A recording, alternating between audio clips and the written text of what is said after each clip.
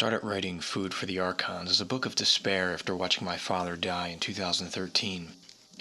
During his transition, I experienced a series of paranormal and psychic events that left me feeling that I had either gone completely crazy or fell into humanity's darkest secret. I spent the next 5 years conducting extensive research, and I quickly learned that what I had experienced was real. My journey brought me to an understanding that showed me that despite the terrifying reality of an unseen predator, we as humans have a forgotten power. Just knowing this brings us tremendous hope in what once seemed a dark reality.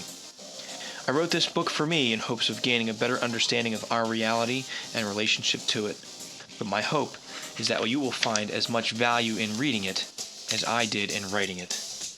I Am Human, Food for the Archons, humanity's psychic connections, simulated realities, parallel worlds, and the manipulation of mankind. It's available on Amazon.com and at sixsensemedia.net and wherever books are sold. I'm Dennis Nappy II, reminding you to let your intuition be your guide. Thank you. Let me tell you why you're here. You're here because you know something. What you know you can't explain, but you feel it.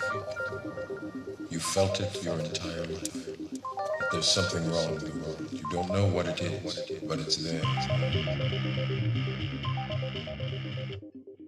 Meditation, spiritual growth, spiritual guidance, seeking that higher power, seeking that advice in those times of darkness.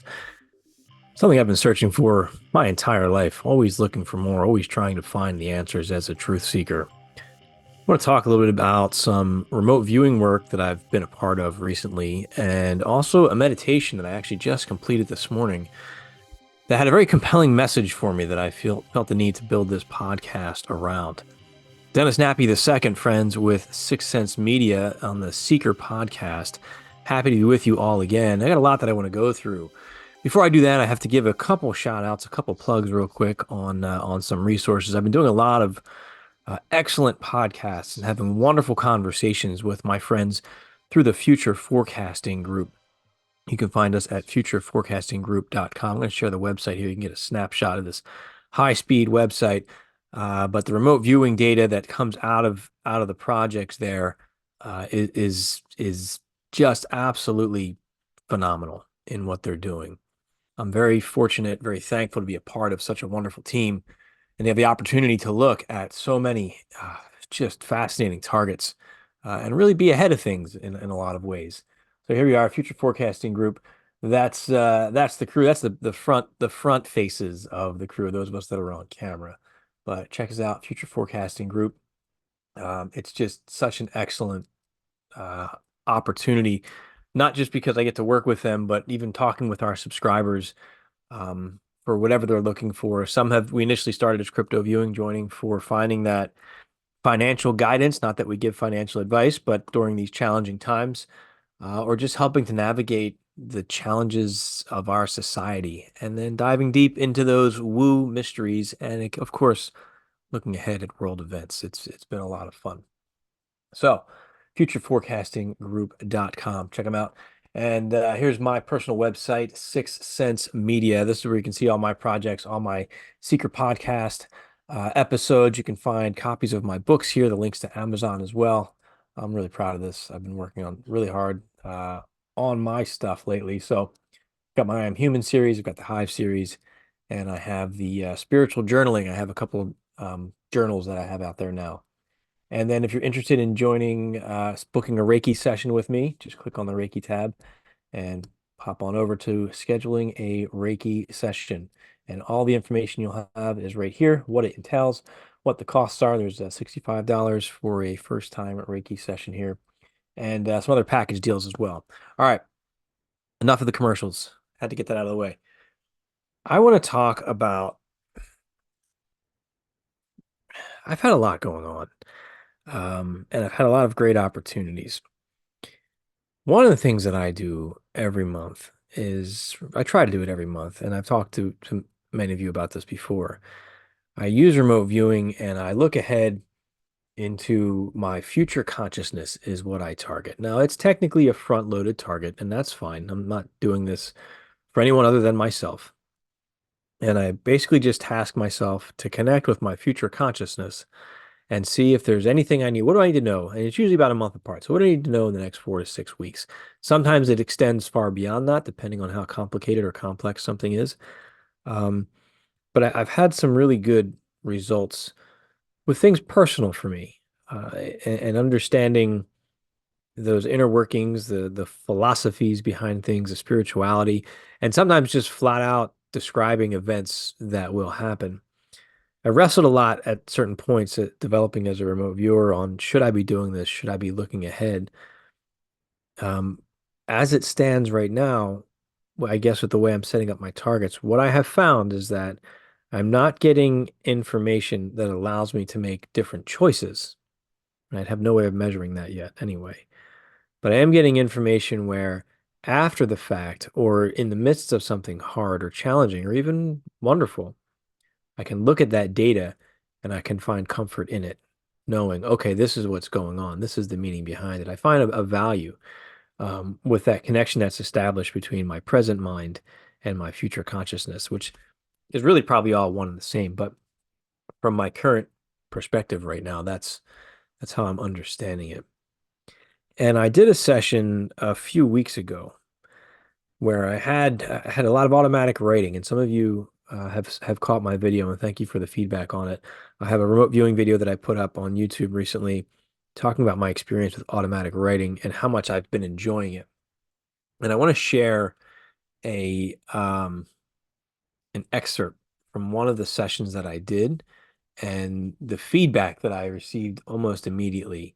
I'd say within a week. And this is pretty cool. So I want to share this data point here from, again, this was a personal session here, just looking at my future consciousness. And here's what I shared. It's just my writing is absolutely horrific, but that's okay. So it says AI there. It's an aesthetic impact. So these are the feelings I'm getting related to the target. How's it making me feel as the viewer going through this? And I wrote, it feels like a relief, as if someone takes charge and tells me what to do and how to do it, and reassures me it will all be okay, like the answer or initiative or authority I've been waiting for. This was huge for me to get this because I've talked on the air openly about a lot of my mental health stuff. There's some things obviously that I haven't talked about, some personal things, some things that I wrestle with significantly. And I felt stuck for a long time in a lot of different ways. And getting this information here was cueing me in that, hey, you're gonna get some advice where things are gonna make sense and life's gonna open up for you, is really how I felt about this data coming in here. And I think about moments like this a lot because on one hand, I want to be this free, liberated, independent mind that can do whatever I want and no authority is going to tell me what to do. I don't want to believe that there's a fate or a destiny or predetermination on where I have to go and what I have to do, that somebody's manipulating what I'm doing. I want that freedom. But there are those moments of despair that many of us, I'm sure, have been there where we just want someone to tell us what to do. And I wrestle with that. I wrestle with that because that takes away my autonomy. But how many times have we been so lost and so stuck and we just say, would somebody just give me a sign, right? We're looking for a sign sometimes in telling us what to do. Well, that's still relying on some kind of at least perceived higher authority to guide us in one way or the other to help us make a decision. Sometimes I wish I was just, completely type A logical and I could just look at the facts, look at the evidence and go. But I'm blessed and cursed with this spiritual, emotional, aspect to myself that tends to drive what I do. So sometimes I get stuck in a loop and I'm looking for that advice and guidance when it really doesn't exist because it's up to me. But anyway, I was told, hey, you're going to get some advice and it'll help me get through that difficult piece that I've been wrestling with in my life. And about a week after I did the session, I interviewed a friend of mine, a new friend of mine, by the name of Joyce Anastasia. I'm going to share her website in a moment here so you can see it. Lovely woman, very very intuitive and very in tuned. This is Joyce's website, leadbywisdom.com. Joyce has a lot going on here. She works with future leaders, whether you're running a corporation or just taking charge of your own life. She looks at how to inspire people to lead by wisdom, to lead by the heart, and to really contribute in a positive way to society. She does intuitive readings. And I had a session with Joyce, and I must say she was spot on with so many things. Obviously, things she has no way of knowing about. And I'm still unpacking this session because it was recently that I had this session completed. But as I was reflecting on my session and then reflecting on the remote viewing session that I did, I realized that she had specifically answered questions that I had thrown out into the universe that ties into that data point that says, um, that data point that tells me that someone's going to give me advice, basically. So she picked up on that in a very significant way, which I can't go into too many more details about it, but I feel that that's validating the data I got, and it's just validating to connect with somebody else who's so intuitive and in tune. So I'd highly recommend a session with Joyce. Leadbywisdom.com is where you can find her website. She also has a book out there as well that you can find. I'm clicking on the home link now for you so you can look at it. Her book is called Extraordinary Leadership During Extraordinary Times, Transforming World Systems Through the Hearts of Its Leaders. And I have to say, leadership in our world or in our country, I mean, a lot of times people just get promoted and they end up in charge and they have no understanding of how to lead. There's a difference between a leader and a boss, right? It's something I took very seriously in the military. We had training on how to be a leader, how to support people, how to take care of people, how to grow people to better themselves. But we do have people out there who are just in it for their own self, as opposed to the people that they're supporting. In my opinion, as a leader, as a boss, I work for the people assigned to me. It's not the other way around. My job is to support them and set them up for success. And sometimes I'm the one that has to make a decision. That's how I look at it. So I find this very inspiring, the work that Joyce is doing. So you can check her out, leadbywisdom.com. But it was very validating to me to get that feedback in the way in which it came through as well. So check that website out. I want to talk about meditation and my meditation practice and an experience I had just this morning that was very profound. And I've talked about, just a few minutes ago, looking for that guidance, looking for that advice. And through meditation, I've been able to at times obtain some direction, or more significantly, just some insights. And I got both today. One is something I'll be working on probably in the upcoming month. I have an idea for, based on my Reiki practice and working with my Reiki clients, things for all of you out there, themes for each month for personal development and personal growth, personal and spiritual growth.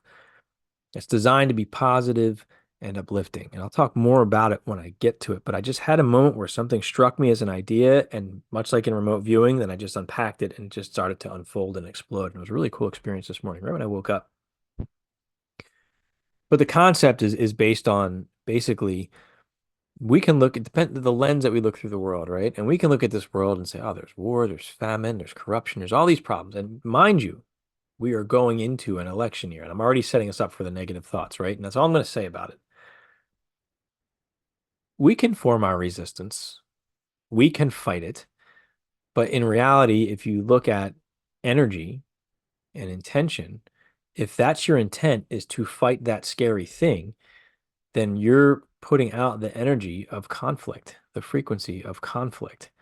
And that really is just going to amplify that signal. So even though you're fighting it, it's creating a disharmony. My thoughts are, and I've been saying this for years, instead of trying to fight it, just do something different that's not within the realm of that frequency, of that conflict, of that hardship. So I have some ideas that I'm going to hopefully hold myself accountable to put out for all of you each month on a different theme each month for us to focus on as kind of evolving meditation and self-reflection, where it'll help us grow, it'll help us spiritually. And sticking with that theme, I think it'll help change the vibration, right? And I'm not trying to sound too new agey, but I am a firm believer and experiencer of what we put out there, we get back. And if we're in harmony, we can really um, make some magic happen. But the focus of this is just to find things that are enlightening and enriching and positive for us. So I'll have more to come on that, but I had that moment strike me this morning before I did my yoga. So I was excited about that. And I go through and I start doing my yoga and my breathing. And as I'm doing it, I was saying to myself, I had an idea for the first month and I wanted more. I said, okay, I got to sit down later today and think about the other themes that are going to come through. What else? I need 12 ideas, for the entire year so I can get this and start planning this and putting this whole thing together. And as soon as I got to the last like 3 minutes, I was doing Shavasana at the end of my yoga, the words just started flowing through my head. So I finished, I jumped up and I wrote down, I got 12 of them out, just what I had asked for. It was one of those moments, like you ask for it and all of a sudden it comes in. I had such clarity this morning. So that was incredible. So more to come on that. I have some work to do to get this together for all of us, but more to come on that. So check back on the YouTube channel or on the Seeker podcast, and definitely at Sixth Sense Media. I'll have some information on it as well. After I do my yoga, I sit down and I meditate. I do a Reiki meditation. I try to work with Reiki energy every single morning, just to go through.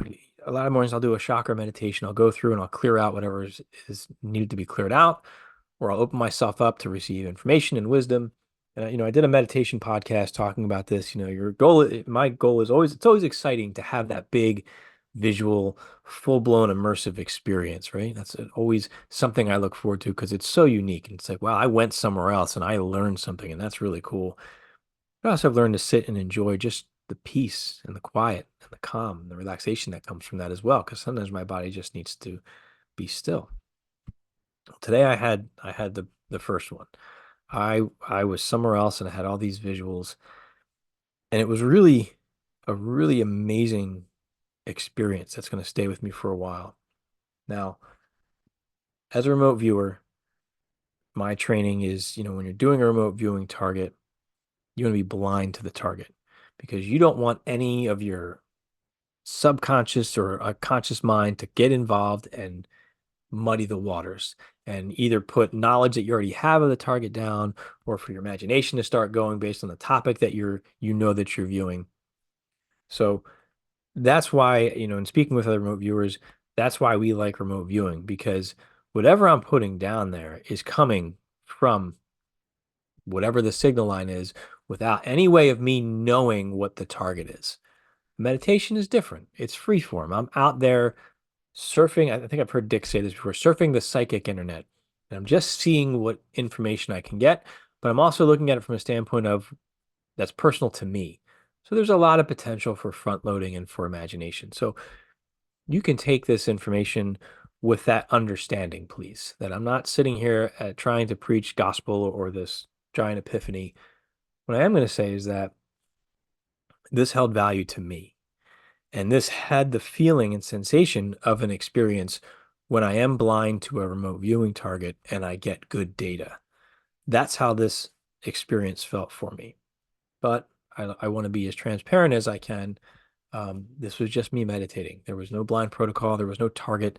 There was nothing. So could this have been my imagination? Possibly, because it does tie into some concepts that I've read about in the past. Regardless, the experience was amazing for me. And I felt that as I'm writing this down afterwards in my journal, I thought I need to share this. I need to share this in a podcast and on YouTube for other people to see. And I'd love to hear your comments on it. And then I'm going to get into a remote viewing session I did a while ago that I've wanted to talk about. That kind of ties into this too. So let me share my screen. And this is a snapshot of my actual journal here that I wrote in this morning. And after I got into the meditation, I felt I was where I needed to be. Immediately found myself standing in a parking lot, and the parking lot was a familiar place to me. And I saw a group of people walking up to me. And at first, I thought they were former students. I felt like I recognized them. But when they got closer to me, I realized I didn't know who these people were, but yet they felt familiar to me. So this sketch of a form in black, that's me, and then this group here in different colors, that's just this group of people, probably about 10 to 15 people. So I'm like, okay, that's weird. I thought they were former students and colleagues, but it's not. But I do feel like I know these people, but I don't know who they are. And then the next thing that I was shown was this giant visual of the Earth in the form of a globe. And I had these energies. A few of them were shooting off-world, but a bunch were shooting onto the planet. And there are a few spots, as you can see here, it's sketched in, I don't know if that's black or brown, but these barren areas as well that were significant. And what I wrote here was new souls are arriving or returning to the planet, hence the group above and why they felt familiar to me. We are here to heal the planet. We are here to hold a frequency and change the vibration. Theme is not conflict, just being. Some are in areas or the void of energy. The energy was drained in these places, and they will change and restore what was lost. Some may not consciously be aware. It is just the frequency they hold that will charge, spread, change, and heal the earth. That sounds crazy new age to me. And I recognize that. And I'm not one that likes to put that type of information out just because, number one, there's no way to verify these things. But that was what I was experiencing in my meditation this morning. And it made a lot of sense. And the idea was to just walk your path, follow your intuition, bring that positivity out and share it and spread it by being kind, being helpful. And there's more to it, I felt, with some of these souls that are here in key places. And it was interesting that the places that are void of energy, I felt that these places were once centers of great spiritual power that have been drained for whatever reason. Maybe I'm just thinking now, this has nothing to do with meditation, I'm just analyzing now. It could potentially be a spot of power that then maybe had war or conflict take place over that spot of power. And now we're bringing souls to that location, charge it, to harmonize it, to repolarize that energy.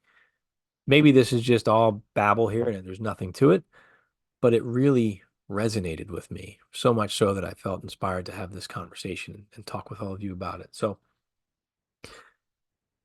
I'm inspired by that. And I hope that some of you out there are too. And I hope you have some comments and some feedback on that. And again, I'm reminded of, was it Marciniak wrote Bringers of the Dawn? And it's a new agey book. It's one of the Pleiadian channel type of books. But that's one of the things they talked about. And if you talk about the indigo children, I can't say whether that stuff is true or not. Again, all I can say is that this is what I was presented with this morning. And it was, I walked out of that meditation feeling really charged, really good, really positive, and really happy. There was no fear. There was nothing to fight. It was just, hey, I'm going to go out and spread good things, good energy. Doesn't mean I have to be positive and happy all the time. That's not realistic. But overall, I just had this great feeling that those of us that are on that path are going to harmonize. And that harmonization increases the frequency and the amplification throughout the planet. And that's a healing thing. And that's a good thing. And I do believe that. I believe we don't do enough of that. So there's my thoughts on it. I wanted to share that with all of you. And I felt that it ties in a little bit to a remote viewing session that I did. It was a while ago. It was tasked through Hellfire, the Hellfire Remote Viewing Club, if you're familiar with our work, which I know many of you are. And I talked about this a few weeks ago on the Future Forecast podcast. I talked about my session and a specific aspect of this session because of the cycles that it covered, which was just so profound for me. We were tasked by Henny to look at Kepler 452b. What is Kepler 452b? This article is dated May 15th, 2024 from Britannica.com. The first approximately Earth-sized planet to be found in a sun-like star's habitable zone, the orbital region where an Earth-like planet could possess liquid water on its surface and thus possibly support life. It was discovered in 2015 and data that the Kepler satellite had gathered before the first phase of its mission ended in 2013, when a reaction wheel which kept Kepler pointed at the same spot in the sky for 4 years failed. Okay, I'm not going to go on too much more about that, but I am going to share my data on that. We were tasked to look at the planet. We were tasked to look at, I can't remember the specific wording of the tasking. I didn't get a lot of data like that. So I can't verify at this point in time if my data is even accurate. This, again, could be a total conjuring of my imagination. But I found value in the session, personally. I found it to be very insightful for me and enjoyable to go through this session. Now, if we eventually send a probe out there to that planet and we discover that there is intelligent life on that planet, then we need to take a hard look at my data here. And I believe the rest of the team as well. So I'm not going to go through all of it. I'm having issues with my computer. Here we go. But I was starting to get this information about society and the organization of the society. And I thought that was interesting. There was this destruction aspect going on. These had savage and warriors, like a warrior cult with a warrior mindset, but there was also this other class here that comprised of an empress and a high priestess and a nobleman who was also a wizard or a warrior or a warlock. And then they had the collective below. The collective was this standing army prepared to do their bidding. They felt angry and aggressive, a charge that comes as one prepares for battle. And I saw an energetic sweep consuming an entire land. It was as if this energy came across the planet and consumed everybody, as if, again, back to the free will piece that I was talking about earlier, right? That this took over for them and charged them in a specific way to engage in this type of activity, which was war and battle and aggression. Were they really in charge? I don't think so, but here's the best I could do to sketch it. And then I labeled it, "It's coming, the great destroyer, destruction of all that lies in its path, leaving nothing behind." I heard crackling, rumbling, and crisping sounds, rumbling, boiling, bubbling. I thought it was terrifying and sad, and I had an AOL of like an atomic bomb or a direct hit from a solar flare or radiation, some kind of energy just hit. I felt as if the standing army was reacting to the event, that this was their response to the destruction. They had a job to do. So the destruction happened, then the army was mobilized after the destruction. What were the effects of this? There was a journey or a journeyman. Something is lost that must be given, a reunification of efforts, dismissal of charges, release of energy, sparking, but it felt weakened, less energized. This could be the end of a cycle, the signs they have been searching for. It brought them hope, joy, and jubilation. This reminded me of the Maya and the Aztec and their calendars, and they understood everything was in cycles. And people who study astrology, they understand everything is in cycles in terms of, we can look at it in terms of behavior and patterns. And I believe the Vedic text, the Kali Yugas, I think is, I'm not an expert on that, but I know they deal with cycles as well. And this, I was getting an understanding of these cycles here, from waxing to waning. And I had this release here. It was calming. The release is almost complete, starting to self-reflect and focus on the impacts on life. There was a spiritual revolution, a great awakening. This moves us into a primitive time of great joy and celebration. But I also sensed sadness here. The sadness was a reminder that also fuels joy because the hard times are over. They knew that a new phase or era has begun, like a homecoming, welcoming the champion after the war. But this felt like spiritual warfare with physical impacts. Was it a psychic evolution? Was it a revolution? There was a conjuring, Pandora's box. The door was opened, the energy was exhausted, and now it's over.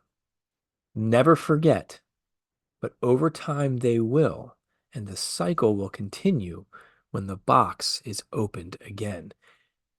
And I can draw parallels to this data as I think about our own existence here on Earth, and that maybe we go through something similar to this. And I felt that this was a common pattern, on other areas as well, maybe for humanity or humanoid type of beings. I'm not sure, but it was a clear pattern. And then I was able to sketch this cycle right here. I'm going to start with the lover's stage. It was the lovers, collective in society. So this wasn't just an Adam and Eve. This is everybody. The entire society is in this lover's amorous state where everybody's in love. And I wrote, and the cycle continues. That's only sustainable for so long, and then they quarrel. It brought confusion and disagreement, and it brought imbalance. So you have this perfect harmony of love, but then the quarreling starts, and then you have the imbalance here. And as the imbalance festers and grows, we move into the destruction phase, the great act of balancing the system.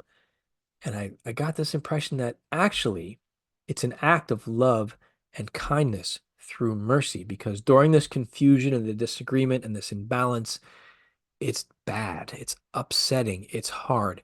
And by destroying everything, it brings mercy, it brings an end to the suffering. So we often look at these destructive events as something horrible. And why would a higher power allow this to happen? When you look at it from this standpoint, well, this is ending the suffering, allowing for the rebirth to come in. You look at just cycles of life. You just look at the 4 seasons here on our planet, right? You have the death and then the regrowth. And then I had here a remembrance, awake, self-aware. This will diminish with each generation. It is the lovers who become blind because they are too focused on love, pulling the system out of balance, giving too much joy, too much goodwill. Too much good will bring a counterbalancing energy to this equation. This was one of those sessions that gave me great pause and a lot to reflect on in looking at really stepping outside of humanity and seeing a bigger picture from a different perspective, as if I'm observing a colony of ants over multiple generations, and you're identifying patterns in their behaviors, and not just daily patterns. I'm talking cyclical patterns of rising and falling and war and love and peace and famine, everything. And what I saw here was bad is not always bad. Good is not always good, meaning too much. The biggest lesson was, I've always thought, I want to live in a utopia. I want to live in that. And I still would love to experience that. But it's not sustainable, not on this model here, at least. Too much of it brings us out of balance because it's too focused on that, and other things start to fall apart. There has to be a balance. And then once the quarreling starts, that destruction, which we think is bad, horrible, and catastrophic, again, was actually, from my perspective, an act of love, because that allowed us, them, to get back to that stage, that go through that rebirth to ultimately get to that, what some would call the golden age, that age of love, which is a beautiful thing. It was such a beautiful experience to observe that. And I wonder how much that relates to us. But during this, I wanted to cry. I was almost in tears because it was so profound for me. And again, as of right now, I have no way of verifying this data.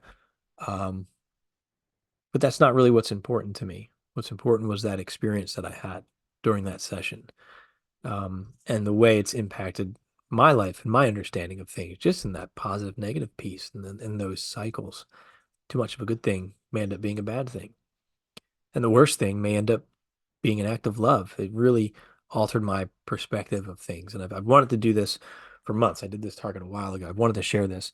Like I said, I talked a little bit about this on the Future Forecast podcast. I did a fun top 8 remote viewing targets there you can check out as well. But today was a spiritual day. I've had a lot of healing and deep reflection and releases going on over the past month. And it's been so good because it's been such a hard year. So I'm very thankful for these opportunities. And I think because I have an out breath right now, I'm able to get back in and connect with all these experiences. And I'm loving every second of it. I'm taking advantage of every moment that I possibly can and sharing with you what I can. So I covered quite a few things today. A lot of it was personal to me, but I'd love to hear your thoughts on these things. How does it affect us? How does it affect our life? What kind of cycle might we be in? And what kind of power and choice do we have in terms of our involvement in it and what we're going to do and where this is going to go? That's one that I always wrestle with. So I'd love to hear your thoughts, my friends. And I'm going to wrap it up there. So again, you can check out the links that I shared. I'll have them in the descriptions below at leadbywisdom.com for Joyce Anastasia, futureforecastinggroup.com, and sixthsensemedia.net.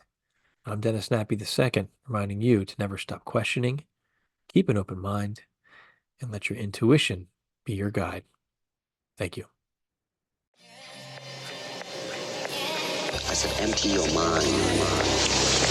Be formless, shapeless, like water. Now you put water into a cup, it becomes the cup. You put water into a bottle, it becomes the bottle. You put in a teapot, it becomes the teapot. Now water can flow, or it can crash. Be water, my friend, be water, my friend.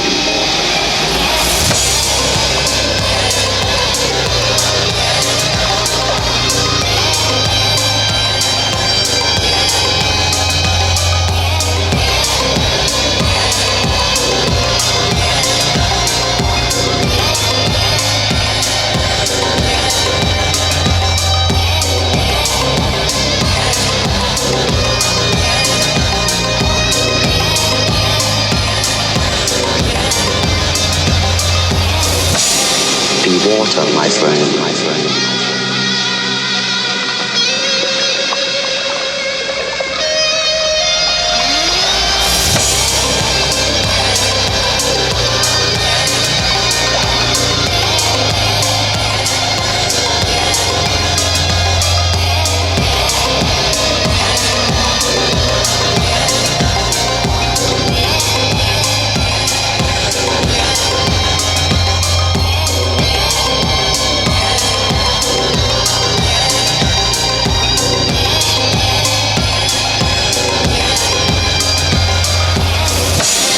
Be water, my friend, my friend.